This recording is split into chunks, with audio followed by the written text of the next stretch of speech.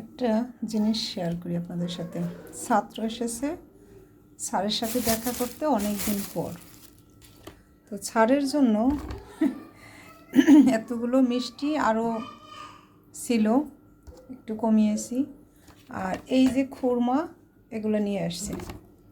তো স্যার কি আসলে মিষ্টি খায় কি খায় না, এই মিষ্টি জিনিস এই বয়সে সে খাবে কি না, এটা জানার কোনো প্রয়োজন মনে করে না সেই ছাত্র। সে স্যারকে ভালোবাসে, নিঃসন্দেহে ভালোবাসে, সেখানে কোনো কথা নাই। কিন্তু যে এই যে মিষ্টিগুলো আনছে, সেই স্যার তো মিষ্টিগুলো খাবে না।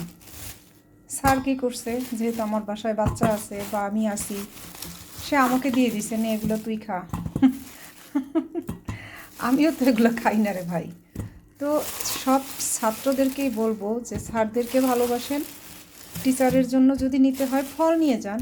এই টাকার যদি আপেল নিতেন বা কিছু কাজু নিতেন বা বাদাম নিতেন, তাহলে স্যারের অনেক উপকার হতো না? বা স্যারও খেতে পারতো। এখান থেকে তো স্যার এক ফোঁটাও মুখে দেয়নি, তাহলে কী লাভ হলো বলেন তো স্যারের জন্য এরকম মিষ্টি কিনে?